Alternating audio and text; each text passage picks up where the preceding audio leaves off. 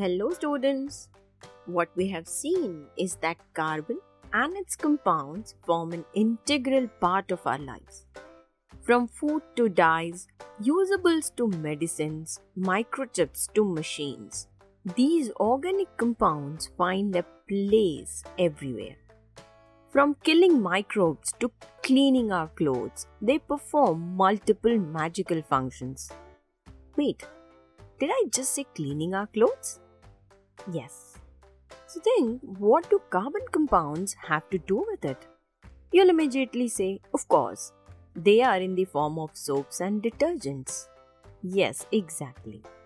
Soaps and detergents are cleaning materials that we use because pure water cannot remove all types of dirt or oily substances from our bodies, utensils, or clothes. Did you know that these soaps and detergents are also hydrocarbon compounds?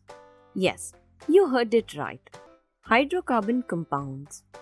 They are chemically salts of fatty acids. And these fatty acids are organic hydrocarbon compounds. To be more specific, the molecules of soap are generally carboxylic salts of sodium or potassium, while detergents are generally ammonium or sulfonic salts of sodium and potassium. Let us learn more about soaps first in detail. Students, soaps are chemically long chain of fatty acids with carboxylic group attached at one end of the molecule. Since soaps are sodium or potassium salts of fatty acids, they have sodium or potassium atoms attached to the functional group of the chain. So, can you guess the molecular structure of soap? Yes, this is it. Chemical representation of soap can be done as R-COO-Na or R-COOK, where R represents the long fatty acid chain of hydrocarbons, COO represents functional group carboxylic acid, and Na or K depending on whether it has sodium or potassium atom attached to it. We also have an alternate representation of such complex molecules like this, where this ball is for carboxylic group and sodium or potassium atom. It is called the head, and this wavy tail is for long chain of fatty acids. There are two types of soaps, hard soap and soft soap. Hard soaps are prepared by the saponification of oils or fats with caustic soda, that is sodium hydroxide. They are usually used for washing purposes, while soft soaps are prepared by saponification of oil or fats with potassium salts, and they are used for cleansing the body. Now students, let us see how these soaps are manufactured. Soap requires two major raw materials: fats, from which they derive long chain fatty acids, and alkali, from which they derive sodium or potassium ions. The most commonly used alkali or base in the preparation of soap is sodium hydroxide, which gives sodium to the soap. Sometimes potassium hydroxide can also be used, which gives potassium ion to prepare soft soap. Now, soap manufacturing has two stages. The first stage, saponification of oil.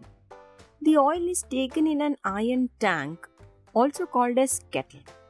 The alkaline solution is added to the kettle, a little in excess. The mixture is then boiled. After several hours of boiling, the oil gets hydrolyzed. Students, hydrolyze, as you know, is nothing but breaking of bonds using water. Now you'll think, where does this water come from in the solution? It's simple, students. It comes from the alkaline solution, which is prepared in water. Your base is mixed with water and then added to the tank. This process is called saponification process. The next step is salting out of soap. Any inorganic salt is then added to this boiling mixture. Soap gets finally precipitated in the tank. After several hours, the soap rises to the top of liquid as a curdy mass. Students observe that here we have added salts and soap precipitates out. Hence it is called a salting out process. Now this floating, neat soap is taken off from the top. It is then allowed to cool down and then molded into various shapes. One disadvantage of using soaps is that they form scum. Now, scum is the layer of dirt or froth on the surface of liquid, specifically water. Actually, the magnesium and calcium salts present in the hard water reacts with soap molecule to form insoluble products called scum.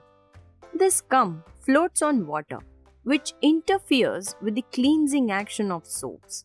This problem was solved by the use of detergents instead of soaps.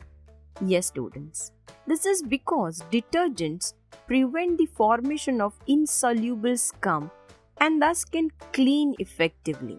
So, what are detergents and how are they prepared? We will see in our next video.